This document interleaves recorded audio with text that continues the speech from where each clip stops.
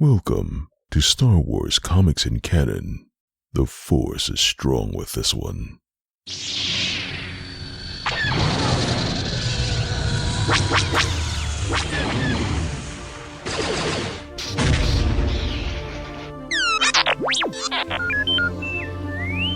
Hello there and welcome to Star Wars Comics in Canon, your guide to the wider Star Wars canon through the comic book lens. And to take you on this journey, I'm your host, Mike Burton.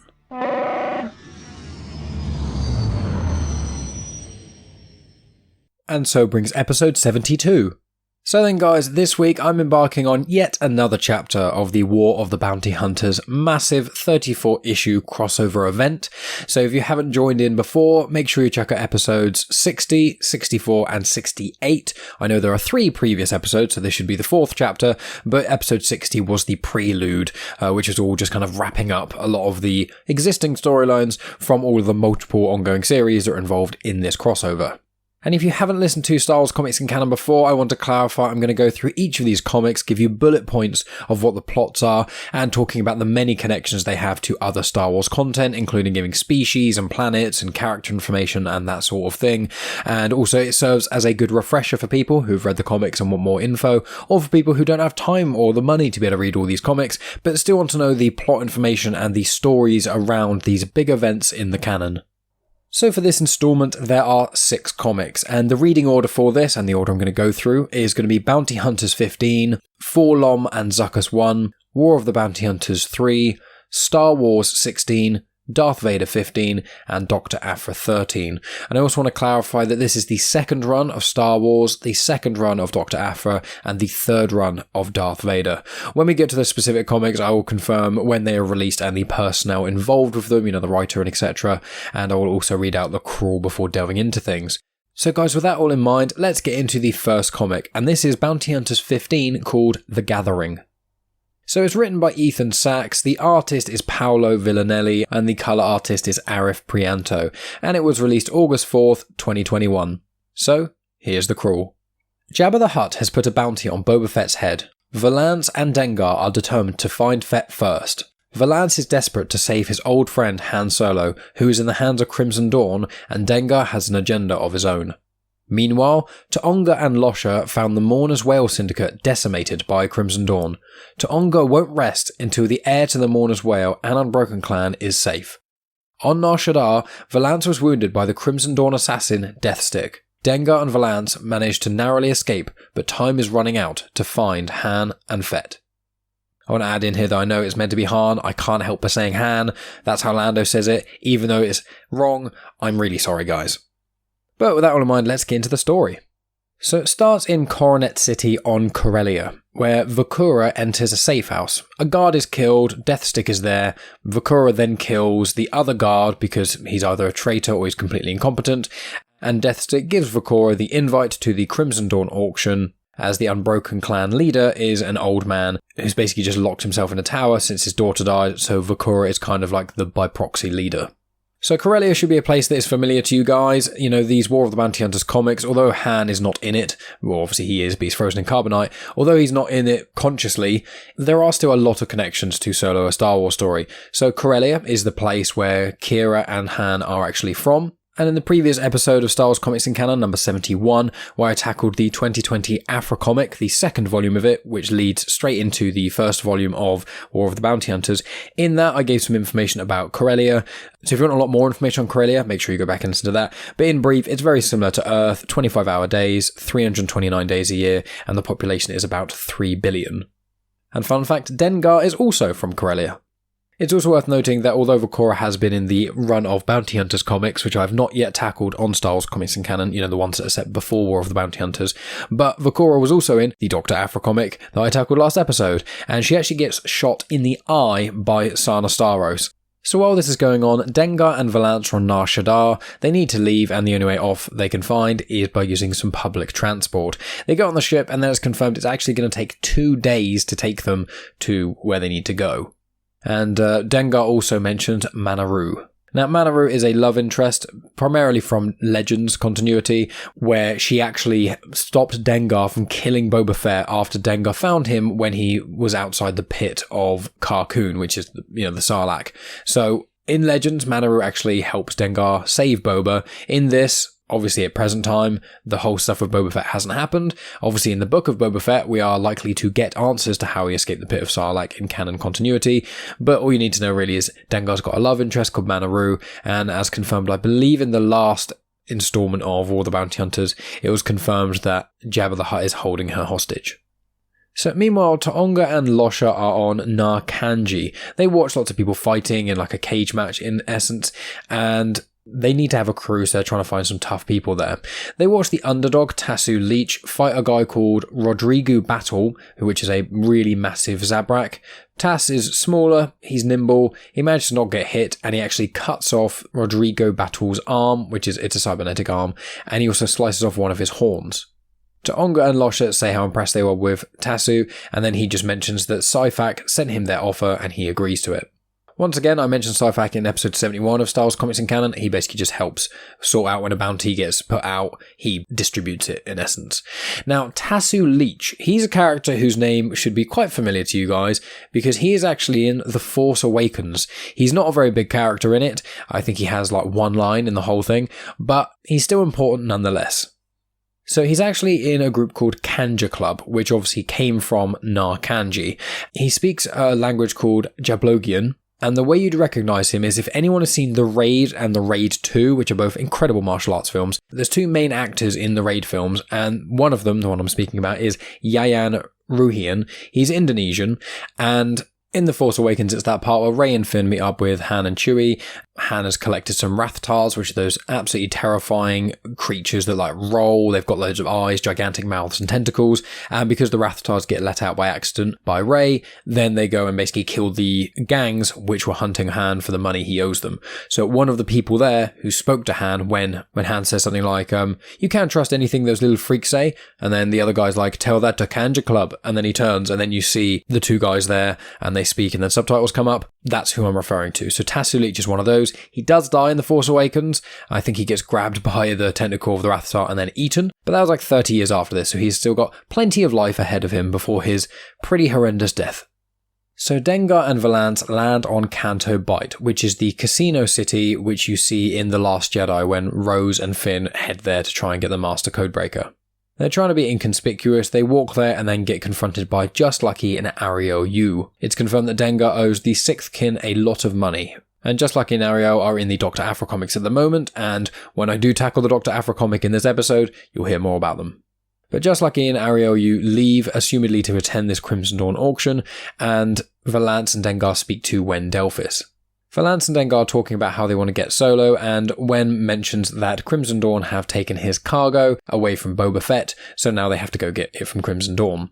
Valance notes that Wen's heart rate actually increased at the mention of Crimson Dawn, so instead of being killed by Wen, because Wen is like, oh, I've got no more use for you, might as well kill you, because, crime lords, I guess, and obviously the amount of money that Dengar seemingly owes them, Valance offers to make Crimson Dawn's life a little bit more difficult in exchange for them being able to live. Wen agrees and then allows Valance and Dengar to go to that party, and so they head off. Meanwhile, Losha and Taonga head to the Gand Floating Sanctuary to get Zuckuss, and after a bit of whining and things, he does agree to help them. And Zuckuss features in the next issue, so I'll give a bit of bio information then. Valance and Dengar manage to get to Dengar's ship, which is called the Punishing One, which the ship model is called a Jumpmaster 5000, the same as it was in Legends. And a fun little fact, Dengar barely has any space on board, and he doesn't have a brig because he primarily takes in bounties that require the target to be killed, so he doesn't need anyone to be brought on alive for comfort. It's also confirmed that in Legends, Dengar's Jumpmaster 5000 is heavily modified. That hasn't been explicitly confirmed in canon, but I would presume it's the same. Before they can get onto the ship, Deathstick then attacks them, manages to beat Valance and Dengar pretty badly, throws Valance through a window, and then by the time Valance kind of gets back to where Dengar is, after they've both been beaten up quite badly, she's left them, and Dengar managed to swipe an invite for the Crimson Dawn auction so they can attend. And obviously Deathstick is a Dathomirian, who is an assassin who started in the Star Wars Uprising game, but I've given all details about her previously, and she will be popping up again here in this episode. And that is the end of Bounty Hunters 15, which means we move on to the next comic, which is 4LOM and Zuckuss 1. So this comic is named Zuckuss Must Die. It is written by Daniel José Older, the artist is Kei Zama, and the colour artist is Felipe Sobreiro. This comic was also released August 4th, 2021. The events of this comic take place after War of the Bounty Hunters #1. And although the character in this 4LOM is a droid and people call him 4LOM, I've never called him 4LOM and I hate saying it. I prefer 4LOM, so I'm going to call him 4LOM. I'm sorry if that upsets any of you guys, but here's the crawl. Gand Findsman Zuckuss and droid 4LOM are one of the best and most dangerous bounty hunting duos in the galaxy. Recently, Jabba the Hutt placed a bounty on Boba Fett and Zuckuss and 4LOM intercepted Fett on Nar Shaddaa to bring him in. It didn't go well. Fett left Zuckuss for dead on Nar Shaddaa and took off with a disabled 4LOM. So 4LOM and Zuckuss are two bounty hunters, obviously as confirmed in that crawl, that work together, and they are actually two of the bounty hunters that are seen on the ship in Empire Strikes Back when Vader collects a group of them. There's Boba Fett, there's Dengar, there's 4LOM, there's Zuckuss, there's IG-88, and there's Bosk, all of which have shown up in the War of the Bounty Hunters so far, as well as lots of other bounty hunters. Now, Zuckuss is a Gand, that's his species specifically, and he has to use a breathing tube when he's on any planet that isn't Gand friendly in essence. So in the previous comic, when T'Onga and Losha went to visit him, they had to wear special suits to be able to breathe due to the amount of ammonia and all kinds of other stuff in the air, but it's one of the only times, I think the only time in canon, where you actually get to see Zuckuss without his sort of face mask thing on. But for the majority of this comic, he does have the face mask on again because he is on planets where you can breathe air, which is not what his species, the Gand, can breathe.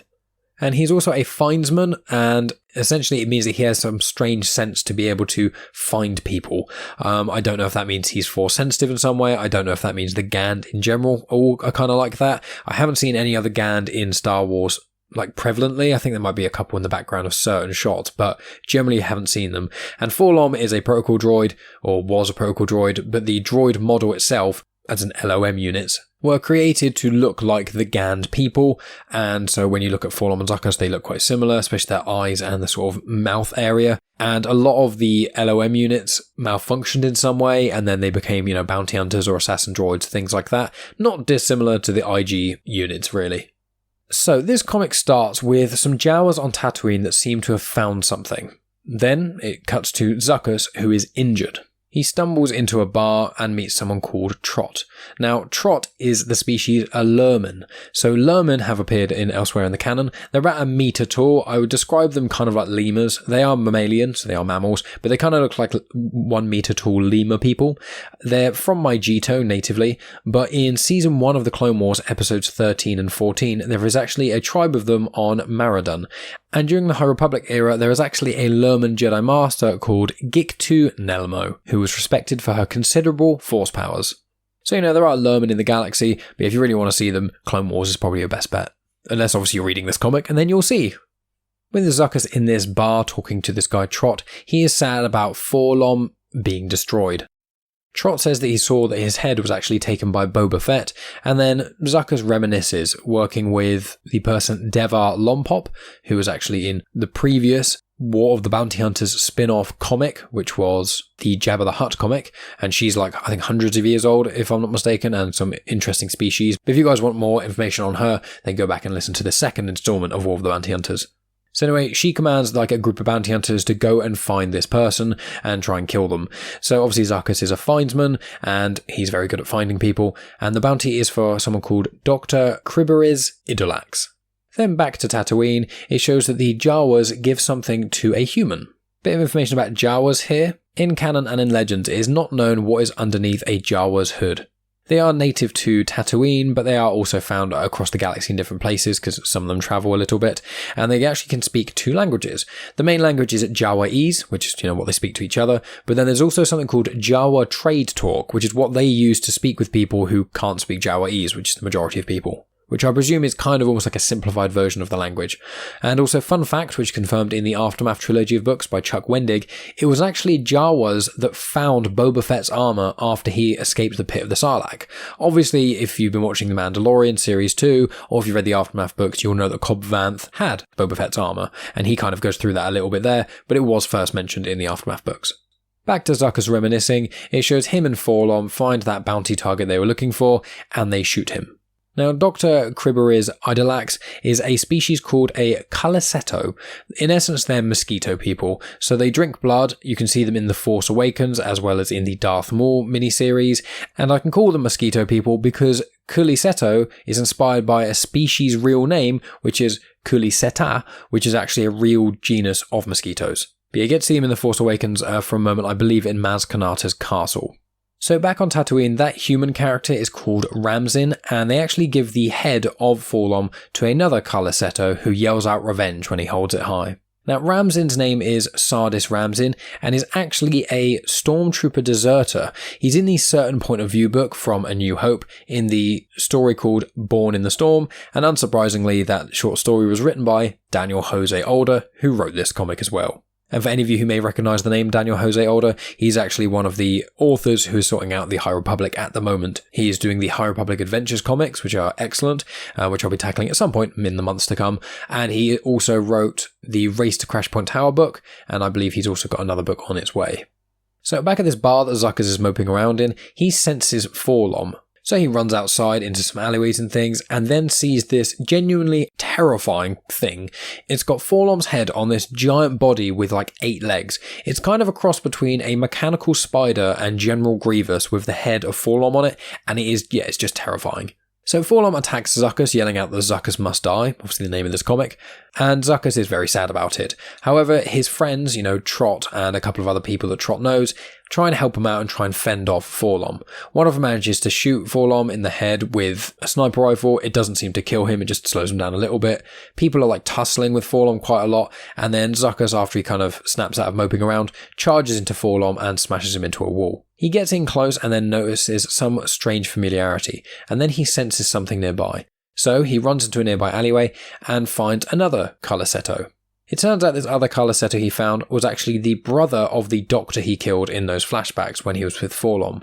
Then you get another flashback, so it shows that there's the doctor and the brother. So the doctor's the one that they killed, the brother is the one who put 4-LOM's head on this body. So it turns out that the doctor was actually a good person, he was like a philanthropist, and then the brother found the doctor after he'd been killed, basically cut in half in essence by Zuckuss and 4-LOM, and the brother himself was actually a bad person, and so after the brother found the corpse, he then vowed revenge. So to quote Zuckuss, he kind of starts walking away saying, he's deeply moved by the connection between you and your brother. It reminds Zuckuss of the connection between Zuckuss and 4-LOM, and he says, which is why, and then turns around and yells, Zuckuss must destroy you again, and then just shoots the guy. And it just absolutely cracked me up. I thought it was really funny, because it was just so unexpected. I also forgot to mention, because obviously I'm trying to give you guys like footnotes of information, Zuckuss always refers to himself as Zuckuss. He never says I, he just says Zuckuss. No idea why that is, but that's what he does. So after he shoots this guy, he then takes the controller that seems to be controlling 4-LOM, he destroys it and then goes back to where the gang are kind of fighting 4-LOM. 4-LOM goes a bit weird, there's like sparks and stuff all around him, and then he kind of stumbles away muttering to himself. And then the final panel of this comic is Zuckuss then standing, looking sad once again, feeling sad and alone, while Trot and the other people around him are kind of like high-fiving, thinking that they beat this 4-LOM creature, because it was just terrifying, as I keep saying. But yeah, that's a lot of information and a lot of connections about Zuckuss and 4-LOM. So with all that in mind, that means we move on to the next comic, which is the flagship title, War of the Bounty Hunters 3. The story is called The Crimson Blade, the writer is Charles Soule, the artist is Luke Ross with help from David Messina, and the colour artist is Neeraj Menon with help from Guru EFX. And this comic was released in August 8th, 2021. So here is the crawl. Boba Fett claimed the bounty on notorious smuggler and rebel officer Han Solo. But Solo was stolen from Fett by Crimson Dawn and their leader, Qi'ra. Fett's battled bounty hunters and criminals from Nar Shaddaa to Tatooine to make it to Qi'ra's auction. Now, Darth Vader is the latest to claim Solo as rightfully his. So, War of the Bounty Hunters 3 starts with Vader telling Dark Troopers to kill anyone that prevents him from taking Han, Jabba included. Jabba stands up to Vader and says that he owns him fair and square, and while they're sort of arguing you can see Boba Fett is hiding away, like really far in the distance. From the previous issue, just running into Leia, Lando and Chewie and 3PO. While out of earshot, Boba confirms that Solo is actually his, and he's preventing Leia and the gang from getting any closer to Solo. Leia tells Chewie that to take Boba Fett down quietly, and before they start fighting, Boba points to a braid that he's got, and he says that was made from Wookiee hair. It might have been Chewie's uncle or auntie or something, and Boba is warning Chewie that he has killed Wookiees before. Chewie then grabs him and lifts him up by his throat, and while this is happening you see Sana and Aphra kind of sneak away because they're obviously all in the same place at the moment, and Qi'ra comments to one of her advisors that she knows how to handle a Sith Lord, obviously referencing Darth Maul. Vader tells Sly Moore, the administrator, that she failed because he was hoping that the Empire was going to outbid Jabba the Hutt so they could just take Solo. And then Vader says that everything around here belongs completely to the Emperor because you're all part of the Empire and therefore the Empire owns everything. Meanwhile, Chewie and Fett are tussling still. They're not shooting out any blasters because they're trying to keep sort of out of sight and not heard or anything. And to confirm, the gang and Boba, they're hidden away, like, as I said, quite far at the back, but they're behind like a few pillars and things. They're not near crowds, like, at all. Vader mentions his previous agreement with the Hutts could change at any moment to the Black Sun, or to the Qi'ra Syndicate, or anything like that. And he comments that he senses fear with everyone. And the Qi'ra Crime Syndicate, I had to look this up because I wasn't overly sure where I recognised that name from. They are in Rogue One Catalyst, as well as the book Tarkin, as well as the book Aftermath. They're basically just a collection of lots of crime families who've come together. After Vader mentions he senses fear, Boku the Hutt then questions Vader, and without Vader actually answering Boku's question, he just looks at Jabba and says, "Who is he?" And Jabba says, "No one," which obviously upsets Boku. Back to Boba, he is fighting Chewie and then he uses a flamethrower, which obviously sets Chewie on fire. Lando then throws his cape onto Chewie to put the flames out, and Leia is now aiming a blast at Boba Fett. He quickly disarms her and says that he doesn't want any more enemies. He gives her back the blaster and just tells him to stay out of his way. Jabba then speaks to Vader and tells him to take Han, and then Qi'ra confronts Vader and asks for payment. Vader refuses. Qi'ra then tries to kind of antagonize him somewhat, saying that the Empire is too poor or too cheap to do it, and so Vader ignites his lightsaber and looks at Qi'ra. Qi'ra then pulls out things which look to be vibro blades, and then they start to fight.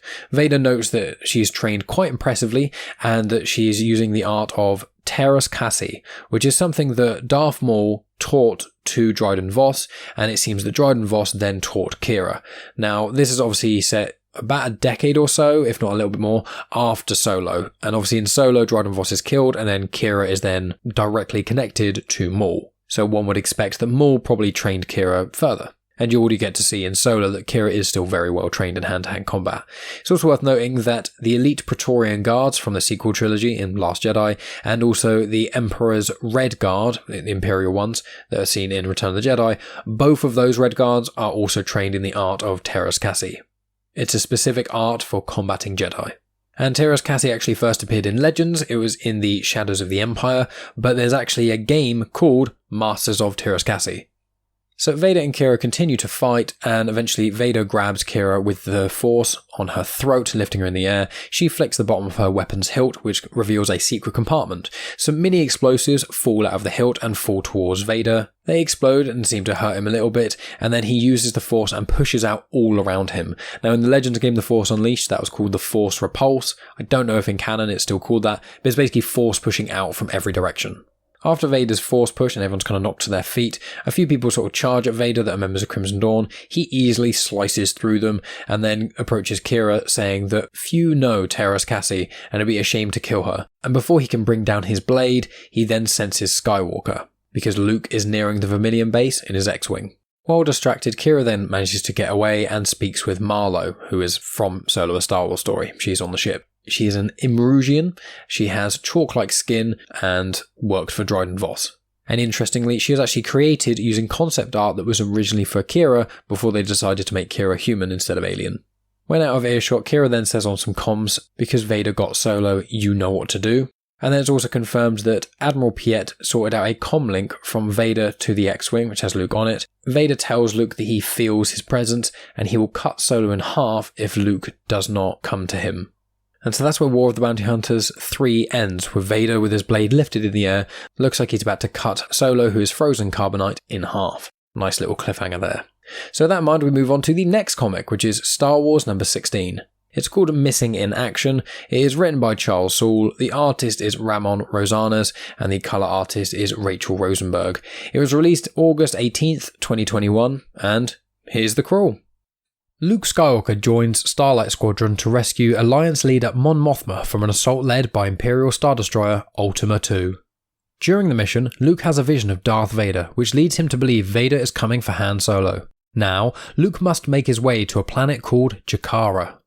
So before starting on the story, I want to clarify, out of all 6 of these comics, although War of the Bounty Hunters 3 I'd say is probably the best one to read, the one that I think benefits visually the most from you guys actually physically reading the comic, be it digitally or otherwise, is actually this one, because this one is a lot about flashbacks and kind of like force visions in a sense, and seeing the visuals on this I think really helps to illustrate the point a lot more. So obviously I'm going to go through like I normally do, but I would recommend if you guys can with Marvel Unlimited or whatever, if you can pick this one up, yeah, it's worth checking out. So it starts off with Luke in his X-Wing heading to Qi'ra, and he thinks about his Cloud City fight with Vader, which is at the end of Empire Strikes Back. He mentions that Vader was like a storm, that he couldn't fight back, he could only really defend, and he could barely do that. And in this flashback, when he's thinking, he actually has a yellow lightsaber, which when I saw the first panel or so, I thought it might have been in error. I was skeptical to think it was in error, but I was like, is this maybe in error? And as the comic goes on, you can definitely tell there's intention behind it. So Luke is pondering about the fight with Vader, and he thinks that this time if he faced against him it could be different, although he does comment that Yoda was definitely right, that he left his training too early and that sort of thing. And he thinks to himself that he needs help. He tries communing with Ben, but he can't feel Ben through the Force, he can't communicate with him, obviously Ben being Obi-Wan, and Luke thinks that fear is the thing that's throwing him off balance.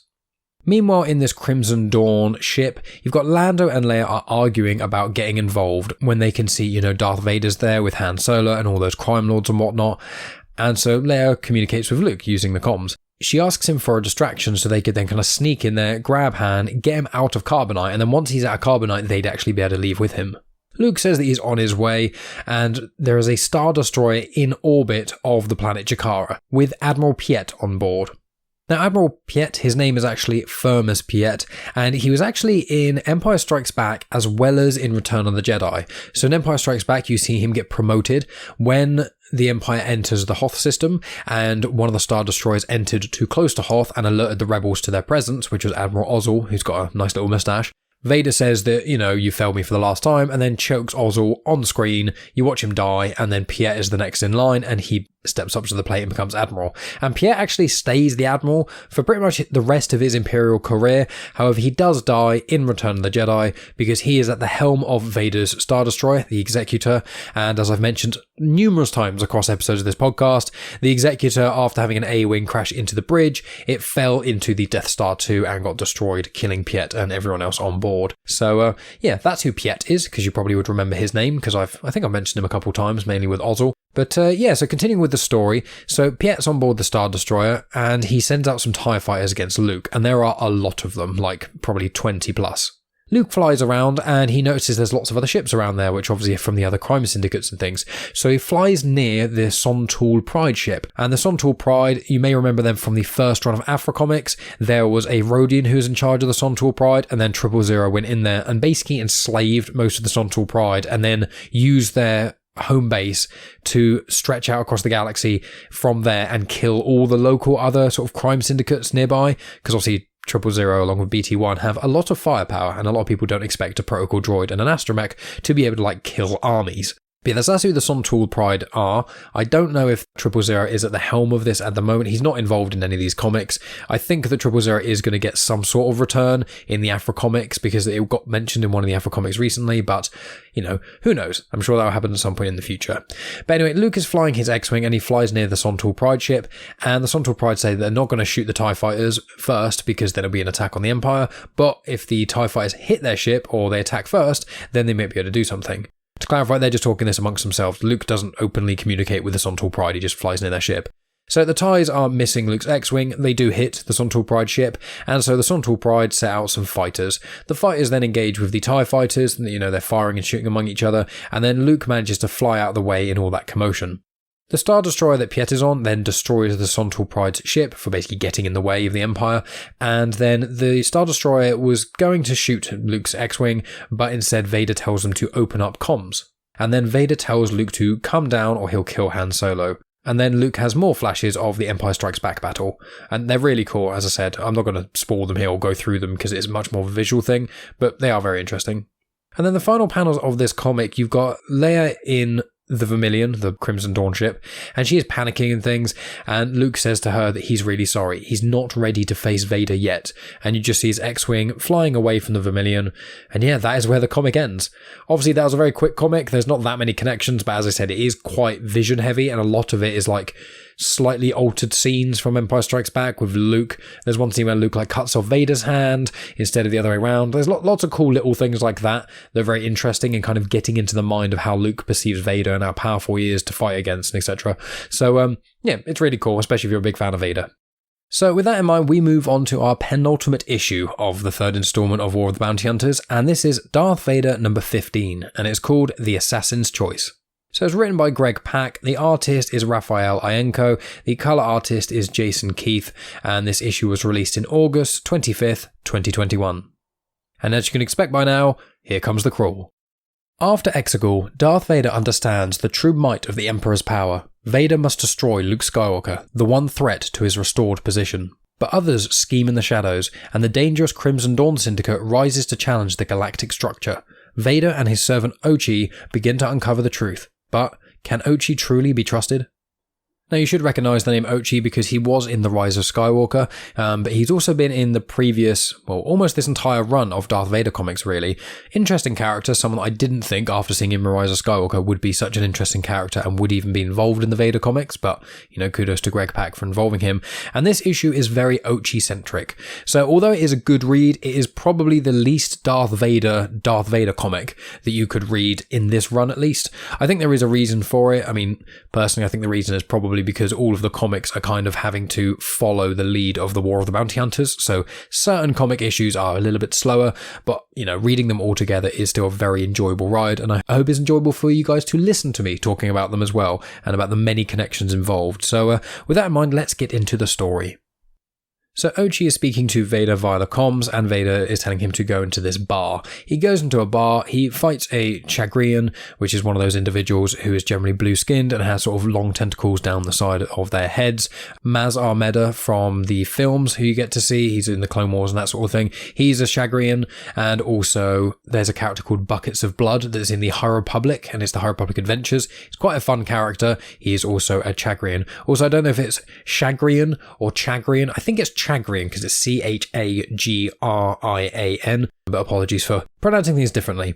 But anyway, Ochi gets into a fight with this Chagrian, and he manages to get the invite to the Crimson Dawn auction. He then goes back to Baku the Hutt with Vader, and Vader tells Baku to bid against Jabba in the auction, and Baku questions it, and Vader says that Baku would get humiliated, and that's the point, because if Baku wants to then betray Jabba the Hutt, he can do it because if Jabba kind of writes off Baku as being weak and under him and pathetic, then that's the perfect time to strike. They then leave Baku, and Vader notes that Baku would have betrayed Jabba anyway, regardless of Vader being there, and Vader says that Baku is working with someone else, so he tells Ochi to find out. They're flying a ship on a planet, and then Vader literally just throws Ochi out of the ship. He lands seemingly okay, and they're not like ridiculously high up, they're not that high off the ground, but still, it's pretty intense. And then Ochi finds a couple of thieves that are planning on seemingly ransacking these people with a carriage. He kills two of them and then talks to a third one, who confirms that Baku is working with Crimson Dawn, and before Ochi knows it, he is surrounded by 15 other members of Crimson Dawn. And I want to add in here that this issue is very action-packed, so it does benefit quite a lot from you guys reading it if you're interested in Ochi taking out loads of thugs and doing a big shootout and that sort of thing. Obviously, you know he survives because he's in The Rise of Skywalker, which is, 30-odd plus years after this, so it's not really a spoiler. But as a reminder, I do always take photos of the comics I talk about on this show. I do take a few photos of the inside of the comics as well. All subscribers to my Patreon at £2 a month or more will have access to these photos a few days before the episode's release. But if you guys are listening to this, then either on the day that this gets dropped on Saturday or potentially on the Sunday, so Sunday the 26th of September, around that time, the photos of these comics should be on there as well. And I've taken a really cool photo of Ochi in the middle of this shootout, so, make sure you check that out. So anyway, Ochi is surrounded by, 15 members of Crimson Dawn. There's a big shootout. He does all these crazy aerobatics and things. He kills about 5 of them, and then he says he's there due to Darth Vader. Crimson Dawn all laugh, and the leader says that they could kill Darth Vader. Maybe it wouldn't take a dozen of us, maybe it wouldn't even be 100, but maybe 1,000 of them. Could he really take that many? And then Crimson Dawn offers Ochi to join them. Ochi notes that Vader's shuttle is flying nearby. But then the person who's speaking with Ochi, the member of Crimson Dawn, says that Vader is there to test Ochi, he's not there to help out. So in response, Ochi then shoots that leader person in the shoulder, then takes cover. And then, there's a lot of shooting, a lot of panels and things, and then eventually it shows that Ochi seemingly managed to kill all of those members of Crimson Dawn and is just laying on the grass. He seems to have killed about another 10 or so people, so he's killed 15 members of Crimson Dawn by himself. And then Vader speaks with Ochi. Ochi says that he obeys the most powerful so long as that is Darth Vader. Vader then says always, and then this comic ends with the two of them now together being surrounded by even more Crimson Dawn members, and then it's a big shootout-y thing, and yeah, that's where it ends. And I want to clarify, I believe that, because they got the invite from Crimson Dawn in this issue, it would have been before Vader actually got to the auction and things. Now, the timeline of all these comics is a little bit peculiar. I appreciate there's only so much one can fit into a comic and stuff, but on some of the comics, it says, this is set before War of the Bounty Hunters 1 or 2 or whatever, and other ones it doesn't. I think on all the spin-off ones it does, but I think on the other ones it doesn't, but regardless, this seems to be, from what I can tell, between War of the Bounty Hunters 1 and 2. I probably should have said that at the start, but I only kind of realised when finishing it. But, the more you guys know. You guys are smart, you probably figured that out, didn't you? So with that in mind, we move on to the final comic of this instalment, which is Dr. Aphra number 13. The issue is called Guest of Honor. The writer is Alyssa Wong. The penciler is Minkyu Jung. The inker is Victor Olazaba. The colour artist is Rachelle Rosenberg. And this comic also came out August 25th, 2021. So the crawl for this one starts with: rogue archaeologist Dr. Aphra and smuggler Sana Starros are working for Domina Teig. The job? Infiltrate the most dangerous place in the galaxy, an auction hosted by the resurgent crime syndicate Crimson Dawn. Meanwhile, Just Lucky and Ariel Yu's old mentor has betrayed the Sixth Kin Syndicate, and they've been tasked with assassinating him right under Crimson Dawn's nose. With all these crime syndicates and gangsters gathered in one place, what could possibly go wrong? So let's get this final issue underway. It starts with a flashback to the end of the 2016 Aphra run, which I tackled in episode 63 of Star Wars Comics and Canon, and it ends with Aphra trapping Vader and then managing to use his communicators to then contact the Imperials, pretending to be Vader, and then all of that kind of culminates together to get the Rebels more time on Hoth. That's the short answer of it. If you want the full details, either pick up the comic or check out episode 63 of Star Wars Comics and Canon. And that flashback ends with Vader saying that he will find Aphra. It shows Aphra now on the floor with having a panic attack, because that's where the previous issue sort of ended, because she saw Vader and then started panicking and things. Sana manages to grab Aphra and they manage to kind of slink away while Vader is distracted by Qi'ra. Aphra confirms to Sana that she actually betrayed Vader to give the rebellion more time on Hoth. And Aphra also confirms that she is still tracking Zet of the Black Sun, which is the Feline woman who had the really nice necklace that she liked from the last 2 issues. So they find out where Zet is. She's still cleaning stuff out of her dress that Aphra spilled on her, and they take her out in a sense of they just knock her out, they incapacitate her. Aphra then slices her floating camera droid, it seems to be. There's no explicit confirmation I can see of what kind of droid it is, but it's like a floating orb thing. And Sana notes that Zet actually has a Crimson Dawn tattoo. And, while she's saying that, Aphra finds some Crimson Dawn data on that droid that's with her, and confirms that Zet is a Crimson Dawn spy. Meanwhile, Just Lucky and Ariel Yu are fighting Krei, and it's confirmed his first name is Galen. So Galen Krei was their mentor, and he actually says that Just Lucky and Ariel Yu's differences should complement each other. They've got so many different things that make them such a formidable duo, but instead, they're just letting their weaknesses take over, and they're just making each other weak. Galen goes on to confirm that Wen Delphis of the Sixth Kin is paranoid and would eventually kill Galen Krei anyway, which is why he got out of there. But he says that Qi'ra is a visionary of Crimson Dawn and it's the right side to be on in the long run. Back to Aphra and Sana. Aphra gets the data necklace from Zet and then convinces Sana to be able to go around the Crimson Dawn ship to steal some artifacts and things for more money. Because they're going to give this data necklace thing to Domina Teig to hopefully get her off their backs, but they will still need some money after that. Then back to Just Lucky and stuff. Galen Krei says to Just Lucky that his brother will be killed by Wen Delphis one day, and it's only going to be a matter of time, so he needs to try and save his brother and then join Crimson Dawn to prevent that from happening. And while Galen Krei is saying all this to Just Lucky, Deathstick appears and then poisons both Just Lucky and Ariel Yu with some Dathomirian poison. She confirms that they will die without an antidote in 10 minutes if they don't surrender. And Galen Krei and Deathstick have a back and forth, and Deathstick says, "You were taking too long." Back to Sana and Aphra, they explore the Crimson Dawn ship. There's like no one around, as in no one at all, which makes them a little bit uneasy. They manage to slice a door, and as this door opens, a big Sentinel droid appears. And in the next comic, it's confirmed they're A3LN Sentinel droids, if that means anything to you guys. But in essence, they are absolutely massive. It's like a big golem. By the looks of things, they seem to be like 9 feet tall, if not bigger, and their chest is like the size of a wardrobe. So yeah, big and scary. The droid smacks Aphra off her feet, then hits Sana very hard and knocks her out, and then goes over to Aphra on the floor and gives her one good punch for luck and knocks her out as well. Then this comic ends with Aphra and Sana both waking up in this prison cell, surrounded by some sort of ray shielding as well as other Sentinel droids and whatnot, and they can see some other prisoners also in cells on this Crimson Dawn ship. And that, my friends, is where this comic and the story element of this episode ends. Thank you as always for listening, guys. So let's move on to what we've got coming up and some other interesting things. So the first thing I want to mention is that obviously you guys may have noticed I did a conversation with the all-powerful Star Wars couple Star Wars Explained, which is Alex and Molly Damon. They have a lot of subscribers on YouTube. You can go and check that out for yourself. Star Wars Explained has been an inspiration to me quite a lot for, this show itself, and just it's really got me back into Star Wars when the new canon all happened and stuff. You guys almost have to thank Alex for this show actually existing, because I wouldn't have got into the Star Wars comics and the wider canon anywhere near as much if it wasn't for his YouTube channel. But yeah, I was lucky enough to sit down with the two of them. There is a version of it on Genuine Chit-Chat. The exact same version of it is on this feed as well. I believe it got released on Wednesday, so a few days before this. If you're listening on the feed of Comics in Motion, then yeah, you will see it. But if you're listening on YouTube, then there is a full video version of it. It's myself and Megan speaking to Alex and Molly. It's about an hour long, and it was a really, really enjoyable conversation. Obviously, the majority of it was about Star Wars, but it was about some other stuff as well. So, if you're listening to this podcast, you'll almost definitely enjoy it. So, if you want to see the video version, go to Genuine Chit-Chat's YouTube channel, or you can check out the audio version on this feed or on the feed of Genuine Chit-Chat.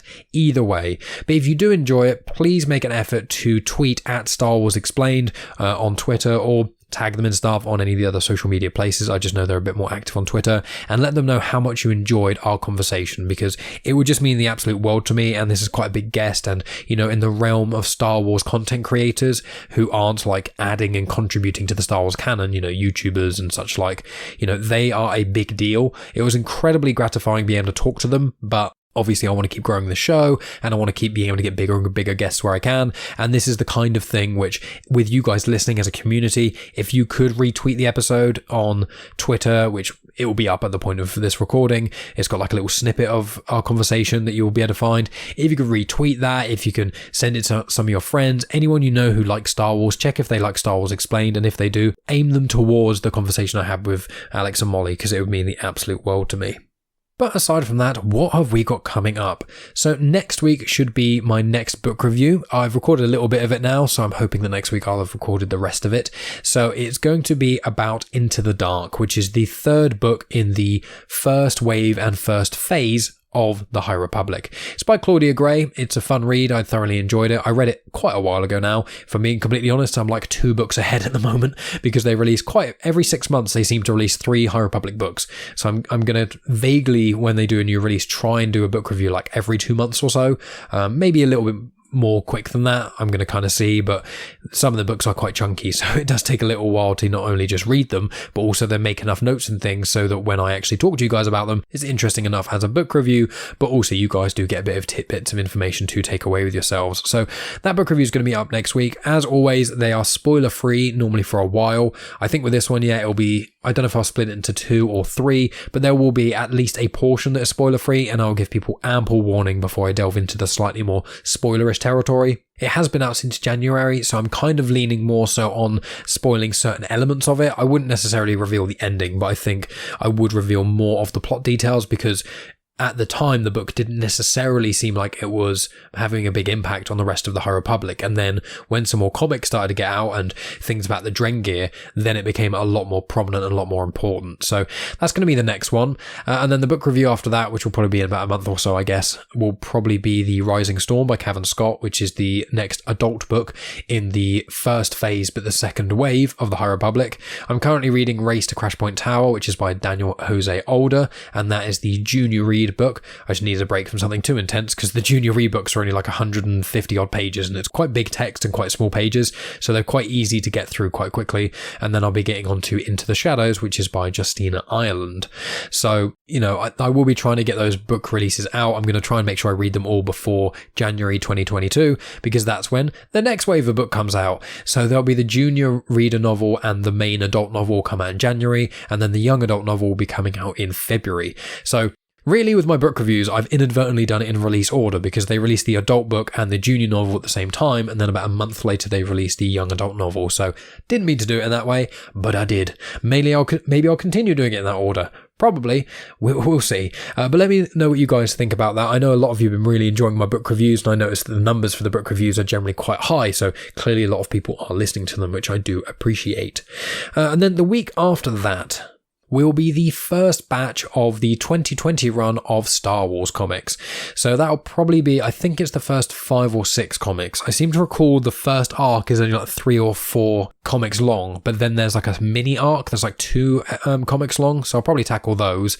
And then, that'll be what was said before War of the Bounty Hunters. So then it will be in a month after that, once I've done War of the Bounty Hunters 4, I believe I'll then do another episode of Star Wars, and that should, in theory, have caught up with the start of War of the Bounty Hunters, so that'll have all been sort of caught up and things, if it doesn't melt your brain too much trying to think of those timelines. Although it is sort of apt, isn't it, considering Star Wars was released, the original trilogy first, and then the prequels, and then 7, then Rogue One, then 8, then Solo, and then 9. So, realistically, that's why I'm doing it, because Star Wars is inconsistent with their timeline, because obviously they had to be in a lot of respects, and so that's why I'm doing it. It's not really, I just planned it in a certain way, and it seems to be working out quite well at the moment, actually. It seems that whenever I have a release that's postponed for a little bit, something major happens in the canon that would affect that episode anyway, like the Canon episode still baffled me with the Bad Batch stuff. But anyway, so next week's the book review of Into the Dark by Claudia Gray. The week after that will be the first batch of the 2020 Star Wars comics. The week after that will be the final, or should be the final arc of the 2017 Darth Vader comics by Charles Soule, which is maybe my favourite arc of any comics ever. I haven't fully decided, but it is absolutely excellent and I love it.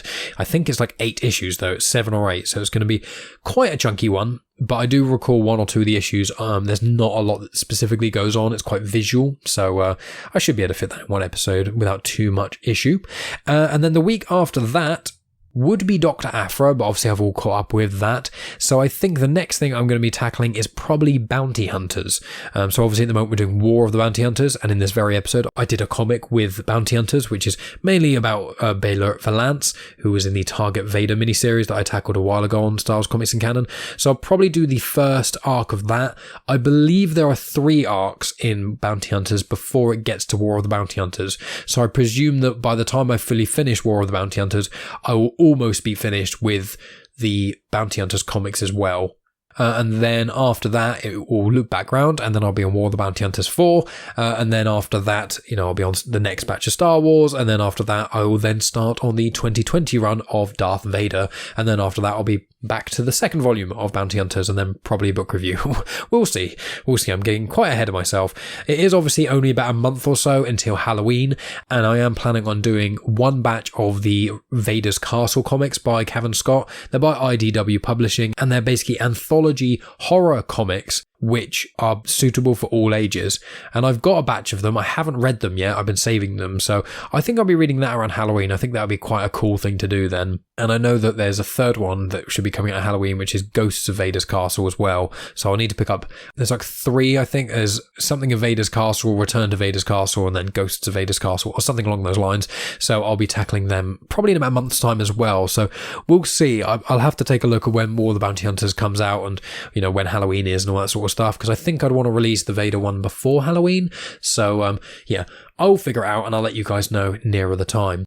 Really, aside from that, guys, there's not much else to add. Obviously, I keep harping on about the Star Wars Explained podcast. Please check it out and then share it with everyone you've ever met, ever, even if they've never seen Star Wars before. And I've got a Star Wars artist who will be coming on the show, and we've got a date booked now. It's in about 3 weeks' time. I don't want to jinx it. I'm not going to say who they are, but what I will say is I did say their name in this podcast at some point. So that's your nice little hint and things. On my Patreon, I will be putting on the future guest list. I will be adding their name there. there. So if you're desperate to know, become a supporter of myself on Patreon at patreon.com/genuinechitchat and give £2 a month or more, and you'll get access to, those early photos of Star Wars comics in canon that I release, as well as the future guest lists, and you'll also get access to the full audio feed that has certain book reviews on there early, as well as unsplit episodes of Genuine Chit Chat. So when part 1 drops in the normal feed, part 1 and part 2 drop, and you also get at least one episode a week of my Afterthoughts show that I do with Megan, which are like 10 to 20 minutes long of us reviewing either new films, spoiler free, like we did Shang-Chi the other day, or there's other stuff that we're watching, like we're rewatching the X-Men movies. And also I've started doing a few comic reviews on there that aren't Star Wars. So I've released the 3 Jokers spoiler free review, and then I've done the Death in the Family and Lonely Place of Dying review as well, which was filled with spoilers, but it's quite a famous Batman story. So if you're interested in that, consider checking out my Patreon. Just for clarity, you get access to all the audio stuff that I mentioned if you donate just £1 a month. I keep saying donate, you're paying and you get extra stuff. So if you pay £1 a month, you get access to the audio feed. If you pay £2 a month or more, you get access to the audio feed, as well as the future guest lists, certain other posts on there, and also early pictures of the Star Wars comics in canon photos and stuff. Make sure you check out the other stuff I've been involved with. The show notes are always filled with information on previous episodes and, guest spots I've been on Star Wars Timeline, as well as Have Not Seen This podcast, as well as doing the Comics in Motion Mouse Book Club number 2.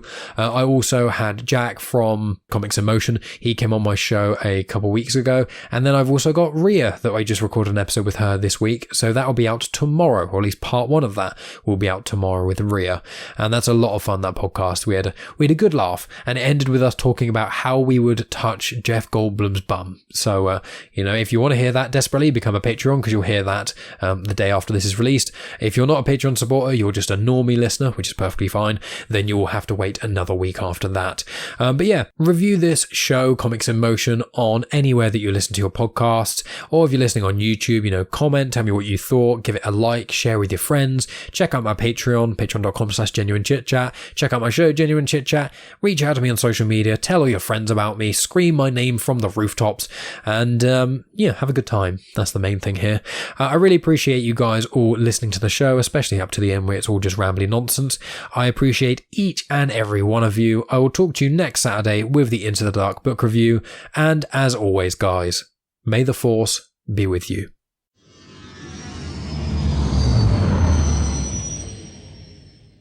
The intro for Star Wars Comics in Canon is arranged by myself, Mike Burton, and the backing music was made by Eric Matias of soundimage.org.